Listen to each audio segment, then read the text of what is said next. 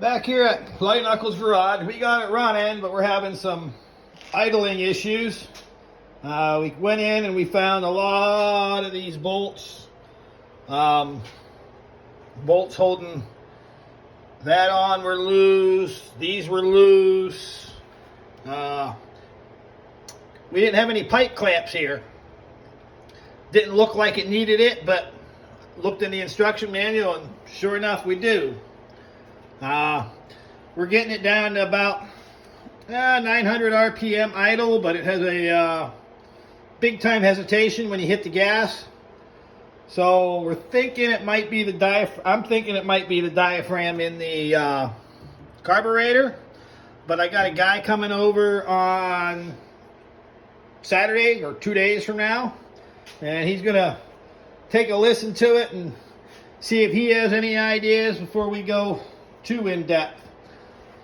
I'm only able to build up 13 psi of vacuum at idle.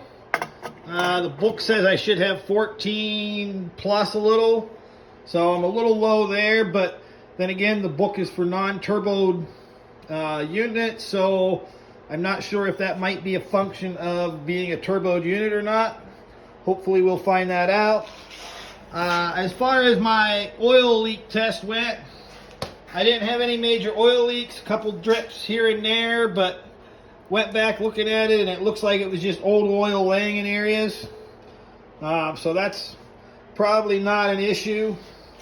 One of the things I did manage to get working is I got all the dash gauges working, the tachometer, the speedometer, the vacuum gauge, the gas gauge, and the temperature gauge.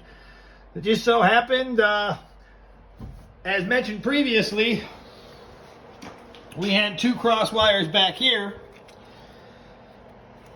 that I had to fix. Well, and that was a green and a black wire, green and a brown wire. They call it brown in the assembly manual, but it looks black to me. And then that black wire goes into another connection up here under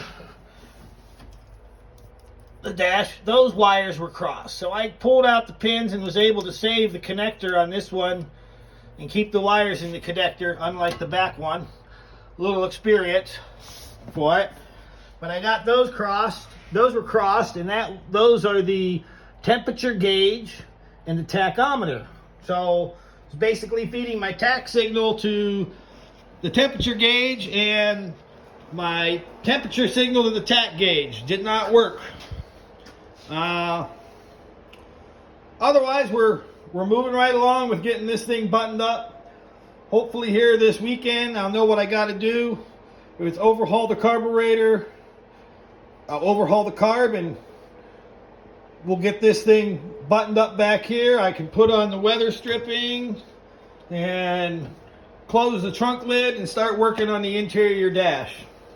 One of the things to take note of is this regulator is in the way of getting the air cleaner out and all that. And I moved that so I could see up in the carburetor while it was running to see if I had like gas droplets or anything like that that were actually visible. I didn't have any of that, so that's at least a good sign. Well, that's it for right now. We'll come back when I got more. If you like the video, thumbs up. If you like to subscribe for more of my videos, subscribe please.